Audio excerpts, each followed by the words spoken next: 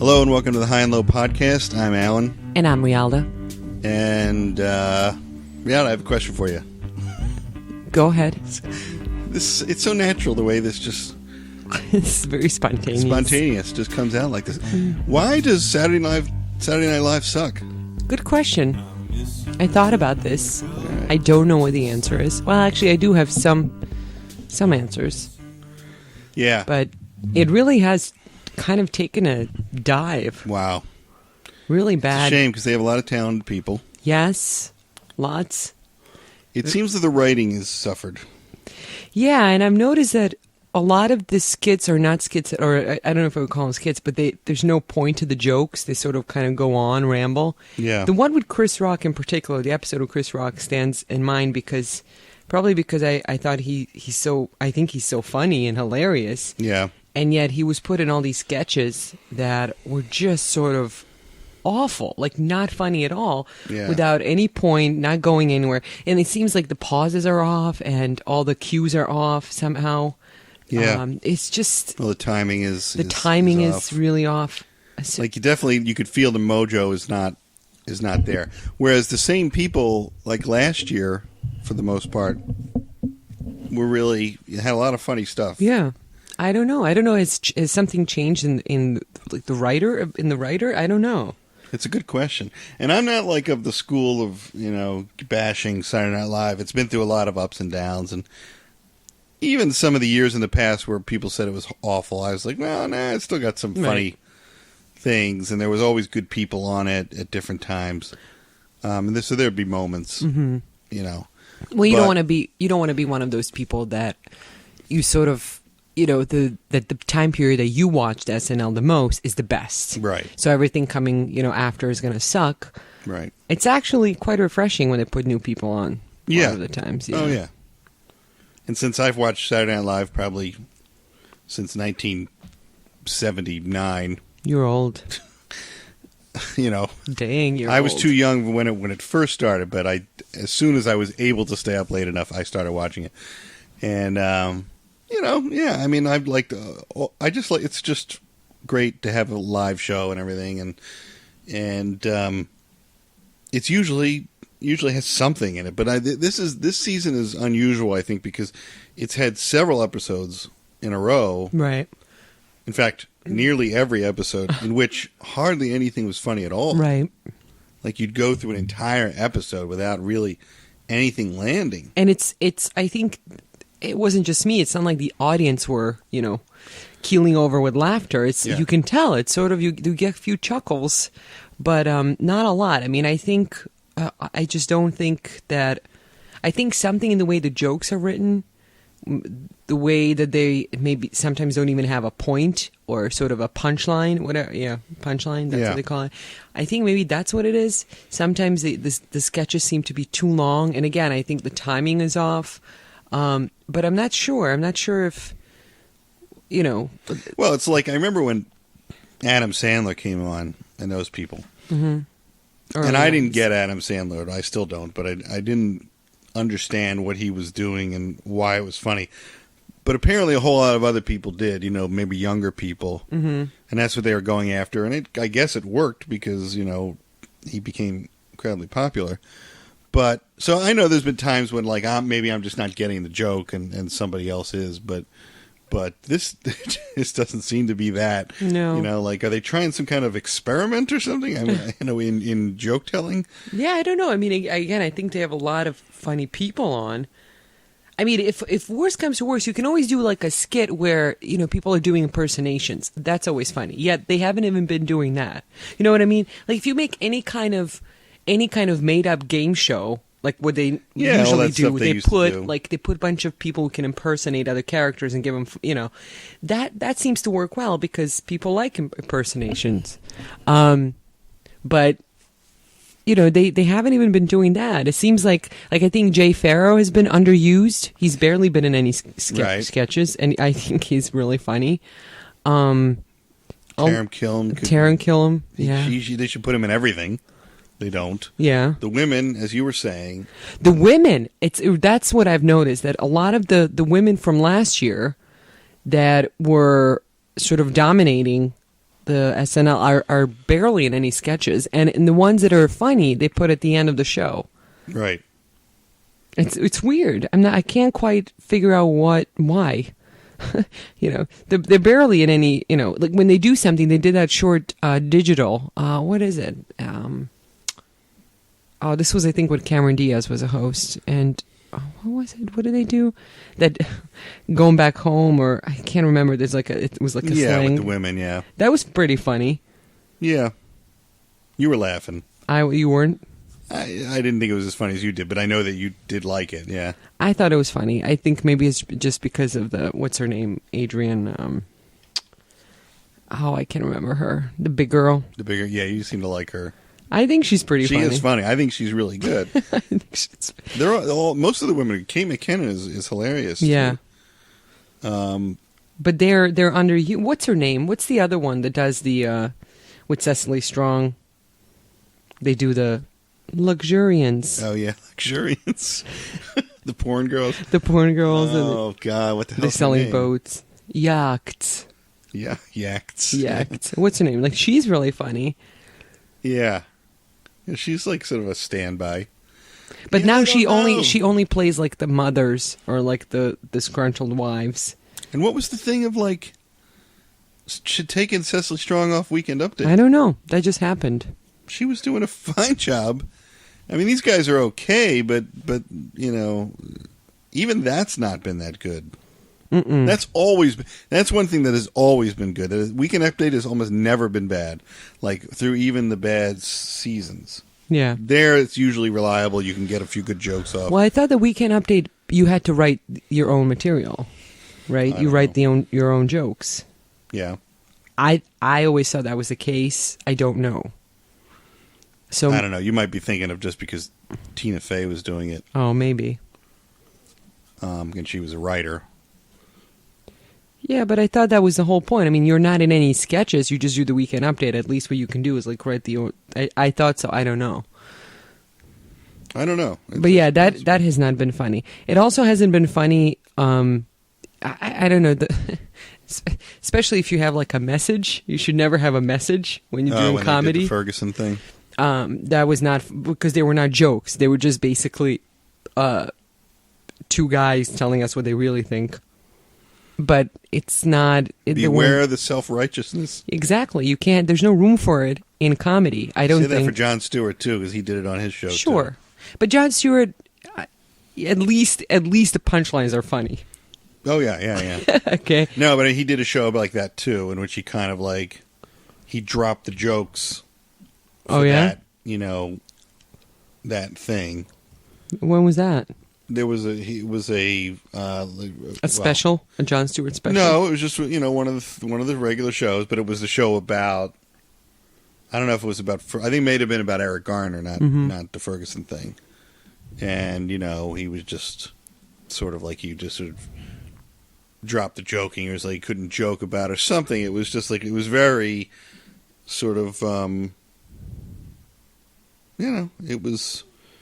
It's probably what annoys conservatives most about people like that when they get very self-righteous, and he's best sort of sticking to the comedy. I just don't think you should do that in comedy. It's like when they used to get serious on fucking Cheers or something. Yeah, I hate that. It's like you can't do that in comedy. You can make fun of it. That's why Seinfeld never did it. Exactly. You can make fun of the cops. You can but they can't. That's the thing. They take the whole thing like, because it's a cause, they're not allowed to laugh about it. Yeah.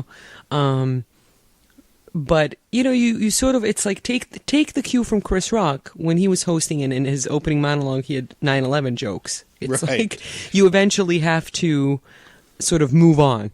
Exactly. And I think turn it into a comedy because that can be more powerful than you sitting in front of a camera and preaching to a lot of the people. Right. So again, that episode was not, I was just annoyed by it that it's like, well, what's funny about this? There's nothing funny about this. You're supposed to do Weekend Update, You can take your private thoughts and your you can take them to Instagram or something. It's like saying something about, you could disagree with someone's point of view, but like if they make a good joke about it, you kind of have to sit there and say, good one. It's not. You can disagree, but it's not really a conversation when one person has a camera and a microphone and the other one's sitting at home. It's not a conversation. It's not a public debate. It's a show.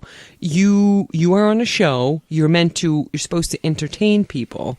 So entertain them. It's not a platform for you to express your personal views necessarily. Now, you can do them through comedy, which a lot of the people on the Weekend Update have done in the past. Well, that's what I mean. That if you tell a joke, that even if someone doesn't agree with you, they can at least chuckle at the joke and say, good one. Yeah. Whatever. But I mean, that's one of the episodes. But I think just overall, the season has been pretty bad, and I try to watch it every Saturday. He relied very heavily on a lot of the film stuff too. Yes, a lot of digital stuff. And now the musical guests. Oh my God. What is going on? Who are these people? I don't know any of them. I don't know any of them either. Well, you're supposed to know them. You write for I don't anymore. I got nothing to say. I don't know what. Everybody, because I noticed this in music videos too. If you go on YouTube or something, and you see they show a bunch of videos that you can watch. It's always featuring somebody else. Everybody's featuring other people. Everybody's featuring somebody else. When did this Well, happen? I don't know. It's just So now they're doing it on Saturday Night Live. They're always featuring somebody. I don't know who's who. They're Iggy Azalea. They all, by the way, have funky names Rita Ora, Iggy Azalea, XYZ, Kiss FM. Adriana Grande. It's some funky names that they're all kind of blend together. And so Nicki Minaj. There's no Sue Smith, just Rialda Schulman. Rialda Schulman. No, but they were now Iggy Azalea, and then there's 5 people on stage, and I don't know who Iggy Azalea is. There's 5 people singing on it, randomly. I can't tell who she is, and that's been happening with a lot of these, musical guests when they have 4 or 5 people come out. I'm like, okay, which one is the one that's supposed to be singing? They have to wear name tags or something. Well, for old people like me, for people like us, for a sign. But the musical guests have gone. That's one thing that I will not abide. It's I can get over a bad season. Writing juices those can be rejuvenated, but I cannot figure out for the life of me what the fuck are they doing with these musical guests. It's I know what they're doing. They want to maintain their audience. They know the younger viewers are their future. It's not going to be us. We're going to be in bed by 11. Yeah, you kind of have to accept that, And they're going to keep, they're going to bring all these people that young people like. But I'm sort of just lost. I don't know who any of them are, or what they're doing, or why it's supposed to be good. Yeah. I'm always mystified by slightly older people who get into this music. Yeah, people on Morning Joe who are who's better, Harry Wilson or, Taylor Swift. Taylor Swift. And I'm you're fucking 45. Yeah. Why do you even think about Harry Wilson? He's in One Direction. He's in a boy band. Why do you even think about him? Or Taylor Swift. She could be your daughter. Just don't. Yeah, they had a big debate on Slate Culture Podcast about whether Taylor Swift was a genuine artist writing her own stuff or whether she's a manufactured kind of whatever. Wow. And the ladies were sticking up for her as a matter of principle. As a matter of principle, she's a genuine artist. I don't really know. Don't really care either. I don't know why you're listening to Taylor Swift. Who gives a shit? You're 40 years old. Why are you listening to fucking Taylor Swift? I know. Talking about her boyfriend and her fucking teeth.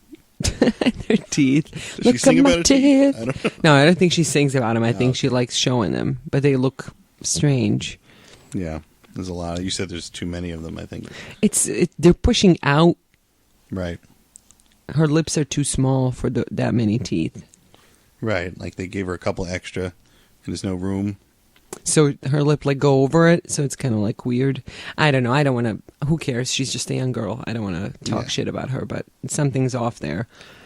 Yeah. More importantly, her music kind of sucks, and I don't know why people care. People who it's great if you're 14. Sure. That's probably wonderful. I just don't understand when you're 40 and you're just yeah, I'm getting a new Taylor Swift album. I don't get it. No, but people do. There's a lot of people that I know, I hear talk about Taylor Swift, and I'm like, Sure. what the fuck?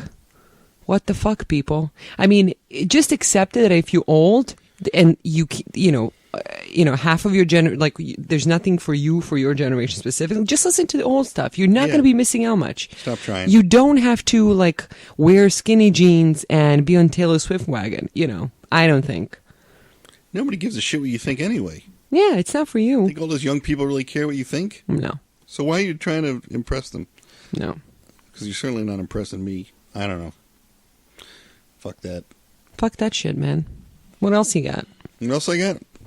What about TV? We got some good TV. Well, British TV, which is always good. They never disappoint. Always got something on British They TV. never fucking disappoint. It's unbelievable. You know why? Because they're intellectuals.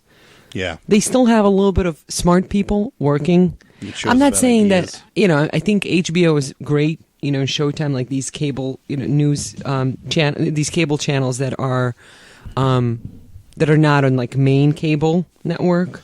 HBO has been producing some really great shows. Yeah. But Homeland. Holy crap. oh my God, but that's Showtime. That's awesome. I mean, that was great this season. Yeah. I think it's the best season yet. I think so, but now I gotta wait till next year to. Yeah, keep going. I'm like, I thought it was the whole world was gonna explode. This is gonna be the end. I know. But they're gonna keep going, which is great. Hopefully they can keep it up because, god damn. Claire Danes. When they Who would have thunk it? They took over that freaking embassy. I was like, holy crap. I know. So exciting. So excited. It was just great television. Yeah. So it can still happen here. I just think in England they probably have a more. They're batting a better average. Well, we watched a show called Black Mirror. Yeah. Which was kind of a sort of modern Twilight Zone. It's sort of it's episodic. It's episodes that are about different topics. It's available on Netflix. It's on Netflix. The first 2 seasons. Right, and there are 3 episodes per season, and it all sort of centers around modern technology, like modern technology gone amok or haywire. Social media or surveillance or us taking pictures Show of business. ourselves, show business. All things that are kind of like the way technology's changing. The interactive show business, voting and things like that. Right. It's just exactly what you need. I mean, you need people commenting using this sort of like a science fiction almost. That's what science fiction is for, supposed to be for. Commenting on what's happening right now, like Absolutely. What's going on, where are we going, what are we becoming, it grapples with those questions like nothing else does. So that's what this does, I think, Yeah. Very successfully, too. I thought it was a really, really good show. Yeah, it's a very great. I mean, it's a great show. It's definitely unexpected. It's full of surprises. Right. You always anticipate it to go one way, at least for me, and it always ends up being totally different. So it's, I think, it's genuinely interesting, and which you need. You need the surprises, for a dramatic effect. You kind of need. But that. you can always explain all their choices.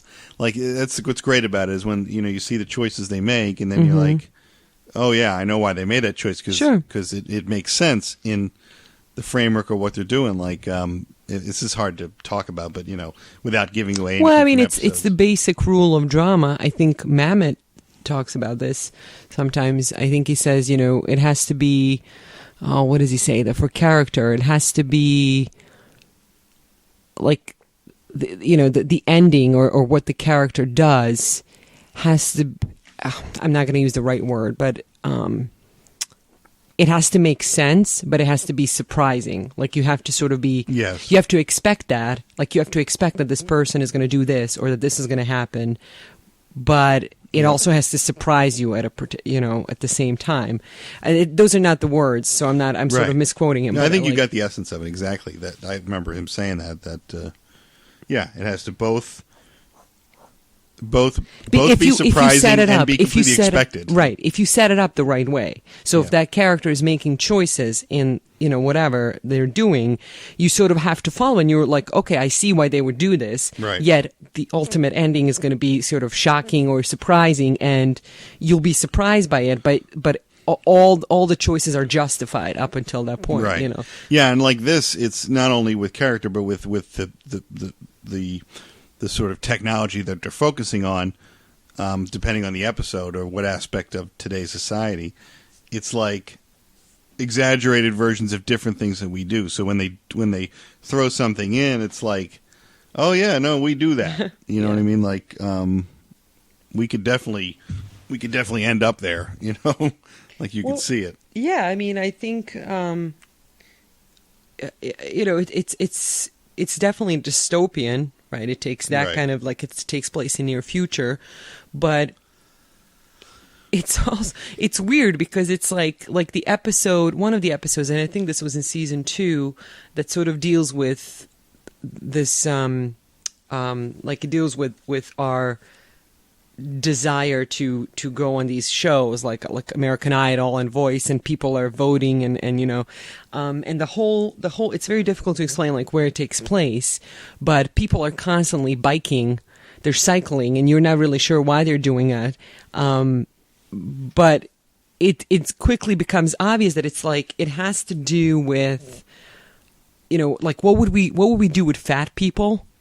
Right. The way we talk about fat people today are big people, Right. and they found a way to get people to cycle their fat off. I mean, that's how I got it. These are people who used to be fat, and they're Right. constantly cycling, and by pedaling, they're also sort of producing energy Right. for everyone else to use. So it's sort of their kind of punishment that they almost have to serve other people all the time, because they're like, you want to be fat, you want to be one of the good people, you want to be one of the fat people, and they're constantly cycling, but that also makes the rest of the society function because they produce Right. energy. I mean, that's how I got it. I don't know if it's correct because it's never really explained, but I got it that it had something to do with our sort of obsession with physical appearance and how Yeah. we treat people who are bigger, who are Right. we certainly have they're watching these shows where fat people are just being ridiculed, Right. and we have shows like that, Right. shows about plastic surgery and things like that, and again, so it's sort of like an interesting premise, like what would a society, how do we treat people who are like, or how will we end up treating people who don't fit in the pre-made like mold of the appropriate weight, height, fat ratio. Right. We're gonna You put the ultimate shame on it, and then like almost like a punishment of right. You Yeah. got to Well, you got to it's- produce our energy. Excuse me. Yeah, it's sort of like it's also a prison that they cannot escape. Well, it's not only them. I think what it becomes is also in that episode. It becomes a duty, right. and it's how you earn points to buy. Well, you say buy things, but really to view things, because you're But they're just not watching. Yeah, but they're not living their lives. They have these what are they called? Sims. Right? Right. It's not them enjoying any of these things Right. or doing. I mean, they purchase and watch all through their sort of a perfect looking person Right. that they create, that they add like the hair color that they want, and they dress them the way they want. So it's like nobody sees the people that are pedaling. Nobody sees them. People Right. that are on the screen, they appear as the characters that they created. Right? Yeah. Yeah. Yeah. And all this energy goes into just producing these Sims, Right. basically. Yeah. And that's all society is you watching and you generating energy to produce these things that you're watching. Right. And that's it. That's it. And you sort of see like, yeah, that is kind of us. That's what great dystopian like fiction is, right? It takes something from this current day and like brings it to its ultimate conclusion, or like sort of some logical conclusion. But so that's been great. Homeland, we mentioned Homeland. I also have to mention, and you haven't listened to it yet, but I have to mention Serial on NPR, which I tried to avoid because like a bunch of NPR people were talking about how great it is. About sweaty balls. Yeah, and they just did sweaty balls. Yeah, exactly. Those type of people. And they did have a parody on it, which was kind of funny on Saturday Night Live. Actually, it's one of the few funny things. Yeah. The last episode was not bad. Yeah, with Amy Adams. Was it Amy Adams? I think it was Amy Adams. And I quickly started listening to the podcast, the Serial podcast, and became quite obsessed. So I'm almost at the end, and I need Rialta to listen to it. I'm sorry. I will as soon as I get a moment to. But I can highly recommend that. Before we talk about like what movies we've seen, do we hate anybody? We should have thought about this before. I know. I can't think of like who we're hating on right now. Well, I hate the media in general. Yeah. See, this is tough because we can't really, how Yeah, far let's can we not. go? Let's not talk about it. It's fine. I'm just gonna hate them. Yeah, let's just suffice to say that we both hate the media. Just cannot stand it anymore. Can't stand the media. We're done. We're done with news. Done with news. I stopped watching that. I'm gonna try to avoid reading it if I can, but that's gonna be harder. Yeah. I'm not sure. I barely leave the house anymore, so it's hard to say. I just think that they should not put a roundabout in towns where people don't know how to drive. They put one in our city. Yeah, the average level is like 6th grade or something. Jesus Christ. It's like you think that it's like causing such headache, the fucking roundabout. And it's been a couple of years. Has it been that long? Yes. Why can they just get used to it? It's not a full stop. So what happens yield is people, and you go in. Yeah. People do all possible things wrong on the roundabout. They stop before going in. Full stop. Full stop when there's no one coming. Yep. They do full stop in the roundabout. Yep. Which is even worse. They're afraid of the people that are sort of joining the round. People who are supposed to come in, they're like waiting to let who them are in. merging. Yeah, they get scared. And then also, I got a guy yelling at me because the people to the right of you entering the roundabout have the right of way. Right. Like they are, or I should say, the people to the left of you have the right of way. It sort of goes around. It follows the flow of traffic. So if someone... There's nobody to the left of you, though. What do you mean? If you're entering the roundabout. Oh, okay, yeah. So the lanes to the left of you... Yeah, yeah. You have to let the people go. You have to let them come in first, and then you wait. And I had a guy who I was to the left of him, and I went in first. And he was honking and yelling at me like I just, I love when they honk after you, like killed his dog. To teach you a lesson. Don't ever I've been having a lot of that. Oh, that's another thing. I've been having a lot of that lately. People teaching me a lesson in the traffic about driving, or like, oh my God! I mean, like giving me the honk, and I don't even know. Like sometimes I don't even know what. Right. Like what? I love when people honk you over stuff that like they're wrong about. Right. Like that's what this was. Yeah. Like they got you. Like no, you're wrong. Like yeah, I know right away. I know they're wrong. Also, what drives me crazy is when they're merging into the roundabout, they signal that they're going right.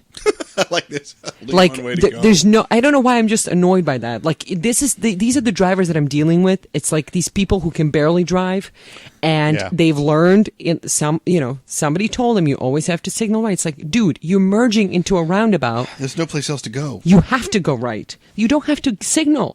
Or you're giving me a right, you're signaling right that you're going to get out of the roundabout. It's like, I know. Yeah. Otherwise, you're just going to keep spinning and spinning and spinning. I get it. I got you. I got you. You don't have to signal. Just focus on merging and getting out of that fucking roundabout. Because that's like the worst thing that they did. It's just like the worst fucking thing. I thought it was a great idea, too. I'm like, this will help. And in theory, it does. Yes, in theory, it would. It would help if people would just not, when they do a full stop at the roundabout, they're causing all the traffic jam from the light that's maybe I don't know how many feet, before that roundabout. There's a stoplight. And so between that stoplight and you entering the roundabout, they're causing all this traffic jam. Everybody slow down and stops because you asshole who are supposed to be merging, because it's supposed to be just circling. Yeah. You're doing it full stop. And so you're backing everyone up. I don't understand. It's not fucking complicated. And again, it's been several years now. And it's like, you got this roundabout on Genesee Street here in Utica, and there's no, like, we've got enough lights. Right. As it is. Yeah. More than enough lights. I mean, I can't tell you how many times I stop at a light and then literally 50 feet later I have to stop at another light. Because not only are there lights every 50 feet, but they're not timed. Right. So that, you go through one, well, have to stop again. Yep. Have to stop again. Yep.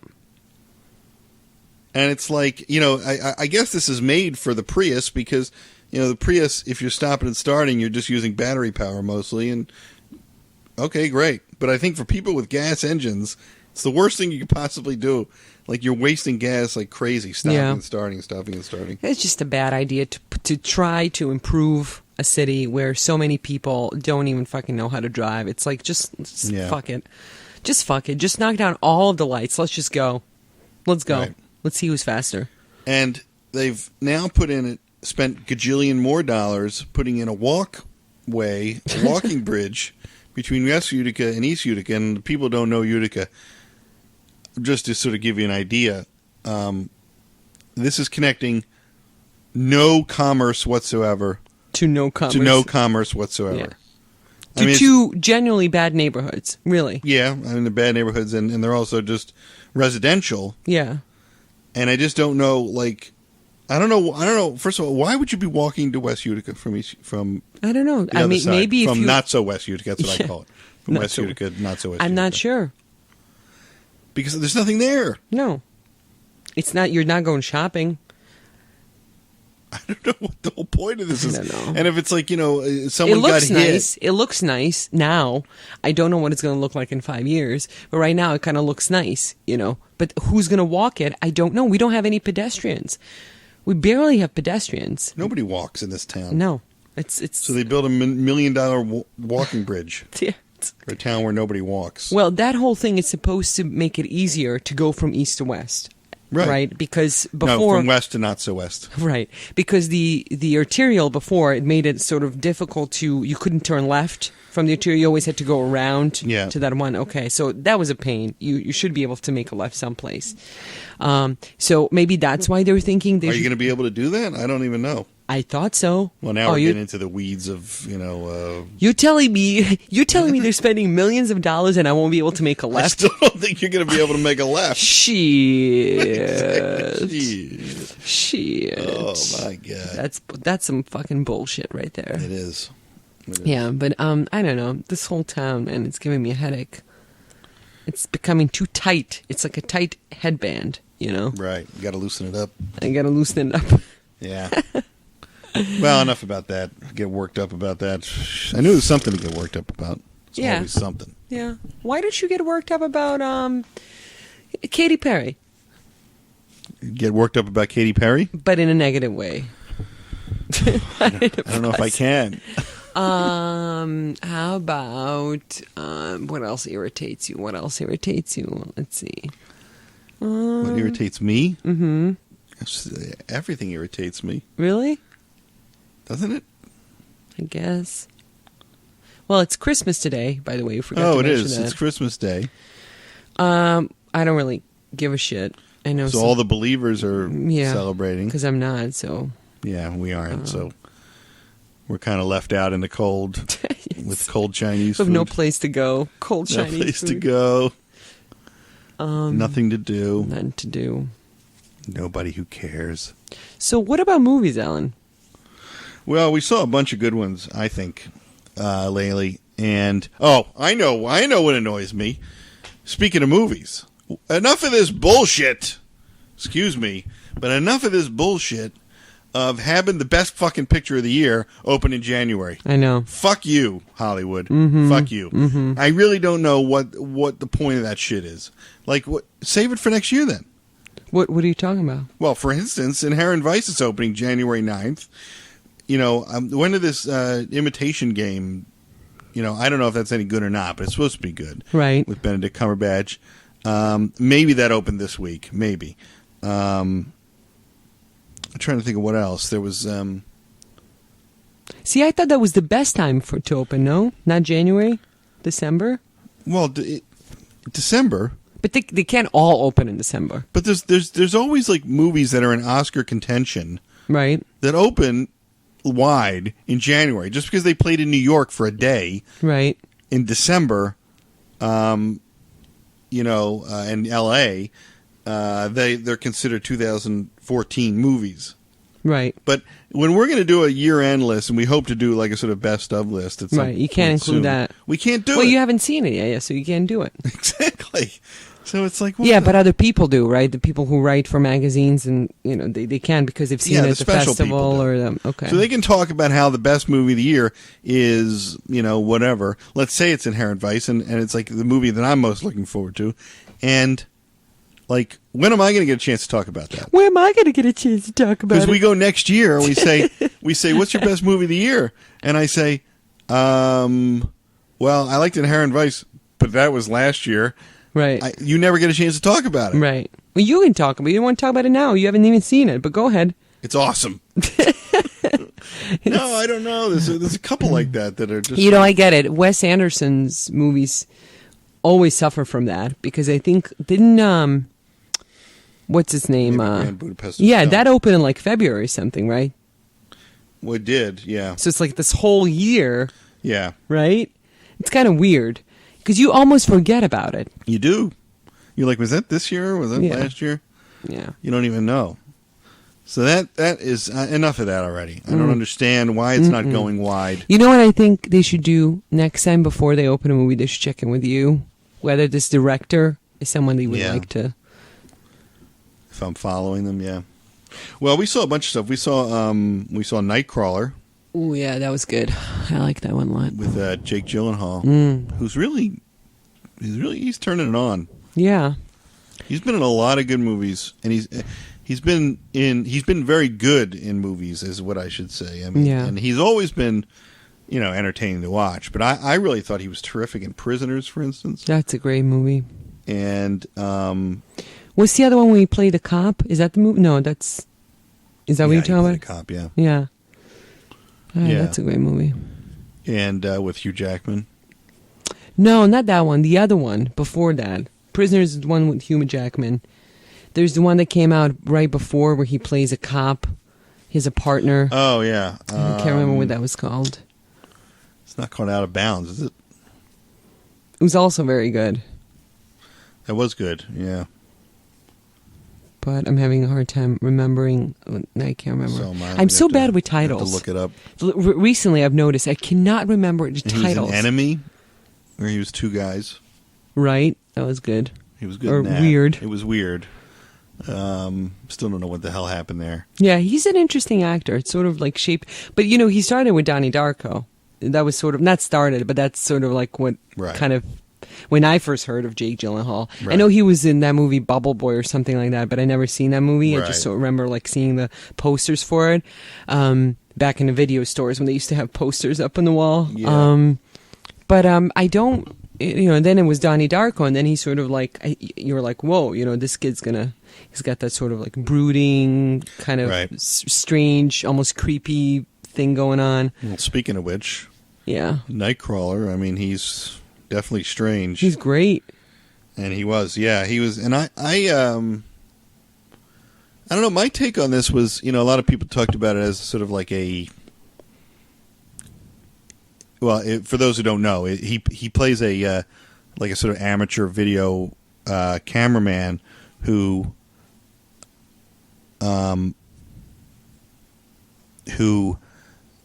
sells his tapes of like gruesome footage, like accidents and killings, to the local news, who just buys them up like crazy.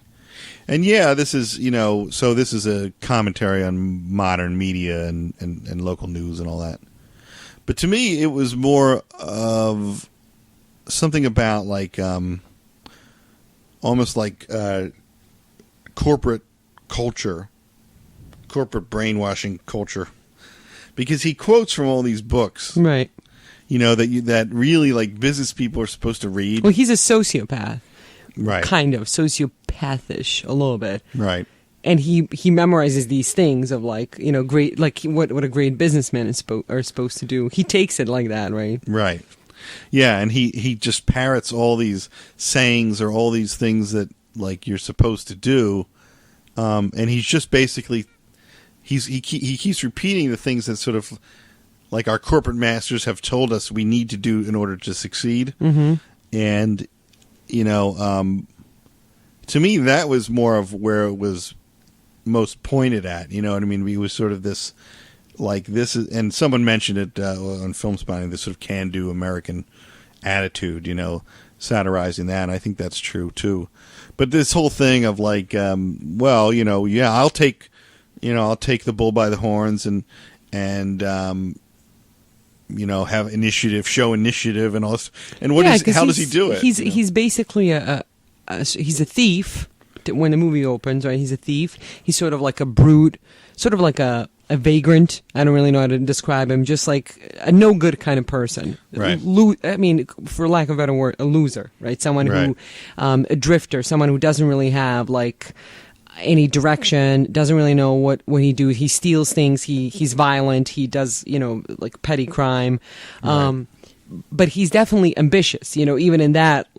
In the stuff that he does, he's like, you know, the opening scene. I mean, I'm not. Well, he like in the opening. Yeah, go ahead. I mean, the opening part of the movie where he steals this junk and brings it to the person who owns the junkyard, you know, and then asks for a job is, I think, really funny because it's like he sees himself as being like super productive, you know, he's just like, he's doing things, you know, even though he's stealing, he's doing things, and it's sort of like he's asking for a job, like, look what I can do, you know, I've gotten all this stuff, you know, he doesn't quite make the connection that, you know, you probably don't want a thief working at the place that's like selling all this stuff, but he's definitely has the ambition and the drive, I guess. Right. But no sort of ethics or morality to go. No ethics or morality or any viable skills, really. So he doesn't really know how to do anything. Got his can-do attitude. He just has the attitude, and so when he sees or when he comes across these people that are filming footage, it's something like clicks in his mind, like I can do that. You can see in the beginning when that opening scene when he takes the stuff, and I guess a security guard or somebody stops him. And you can see that he makes a calculation that, you know, he's like bigger than this guy or something, that he figures he can probably physically dominate this guy and get away with it. Yeah. And that's what he does. He just figures, well, I can get out of this by beating this guy up, so I will. Yeah. You know, there's no, whether that's right or wrong, it just doesn't enter into it. Yeah. So, of course, you know, when he's given a chance to, or he takes the chance to sort of film people dying and suffering and everything, he's like, hey. Yeah. Yeah, that's, you know, tries to get something going in that old, you know, American way. Chasing the American dream, literally. But like the dreams that are, you know, the shattered dreams of other people. He films them and then sells them and, you know, sort of builds himself up that way. But it is interesting, you know, how he sort of like has nothing going on for himself, but then sees that one thing that he can do, and it's like, okay, I can do, you know, I can film this. Seizes on it. And just sort of, you know, takes the opportunity. Yeah, it's a very interesting film. I liked it a lot. Yeah. It's because it's most of the scenes are done at night, so it's sort of very spooky. What do we say? It was Robert Elswick, the cinematographer for There Will Be Blood. Yeah. Did that? I think so, yeah. I think it's Elswick is his name. Who's great, obviously. I think he's doing Inherent Vice, too, with, of course, P.T. Anderson. And he makes, you know, L.A. at night look great. You know, just kind of a eerie sort of... Desolate and scary place. Yeah. Yeah, so that was really good. And the other thing I wanted to mention was this sort of Swedish movie that I don't know if anybody's seeing. It's called We Are the Best. Mm-hmm. About these girls who just start up a punk band. It's like the early '80s in Sweden, and you know they get a punk band together, and they're just like I don't know. Really, that's the whole story. pretty much. Yeah. But it's a terrific movie. I mean, it's so, I don't know how you describe it. Like, first of all, it's so realistic. Yeah, naturalistic. Like the acting, I've never seen naturalistic acting like this. I mean, I literally could be a documentary. The kids are so good, right, in this movie, being themselves or just being natural. You really feel like a fly on the wall, like you're just sort of watching these actual kids do this. And they never break. No, it's just, yeah, exactly. It's sort of like, it's almost like the camera was following them and they didn't even know. They were just, you know, those were genuine relationships or genuine conversations. There was nothing that I would call acting in that film, you know. It just doesn't, you don't get that feeling. But it's such a great, I think when I finished watching it, we talked a little bit about this. It's just I was so happy to finally see a movie that sort of captures what it's like to being like a young girl and 12, 13 years old. There's not a lot of films about young women. You know, I'm not talking about like Lolita, where it's an unusual situation, but I'm talking just about regular girls growing up. There's lots of them about boys, I think, that sort of, you know, talk about experiencing what it's like to be a little boy and growing up to be a little boy and young guy, but not so much about women or girls. And this is one where sort of captures that innocence, and it really is innocent. It's not like what you would find in a Hollywood movie. It's not, right? You know. Yeah, you mentioned the Aubrey Plaza movie with the sort of like all these like sexually explicit scenes of like her, you know, going down on the guy in a theater, or you know, or something like that, you know. It's all these like, everything is so focused around sex. It's the American Pie syndrome, you know, which has always existed. Yeah. You know, you got Animal House and all those kind of movies, you know. Yeah. But I don't know where people like that grew up. You know, when I was 13, sort of the height of your relationship was kind of holding hands. Holding hands was like, we're dating. You know, you barely like touched each other. Forget about kissing. You know, it was like hugging, holding hands. You know, and basically just talking on the phone or being together. You know, like just hanging out together. It seems like a lot of that innocence is no longer portrayed. Maybe it doesn't exist anymore. I don't know. Maybe things have changed. But this movie sort of captures that. It's definitely reminded me of my growing up, you know, and these relationships that you have, and the way you think about the world, and how it's like how when you're left on your own, how you figure things out. You know, when the adults are absent, when they're not around you, you know, how you kind of figure things out for yourself. And like you're gonna be like, well, we're gonna start a band, a punk band. What are punks? Well, they're mad at stuff. Yeah, so what let's are we get mad at? We don't like athletes, like sport. Like, we hate sport. That's their big song. Is we hate sport. And sort of like it captures that's what punk is about. You it's know, what you do too at that age. You know, that's like you just sort of. It's like, they just it doesn't make it too sophisticated. Like, it's perfectly appropriate to the age. Right. These are not like precocious kids. You know, they're not like fucking Juno. You know, sort of spitting back these like ridiculous sentences, one-liners, and nobody uses. They're just genuine, like, kids, you know. They're like living in that sort of awkward transition between literally a coming of age story. Young adulthood and you know, you're a child. They're like right in between, so they're awkward. Like, and young girls are definitely in that age when they're awkward looking.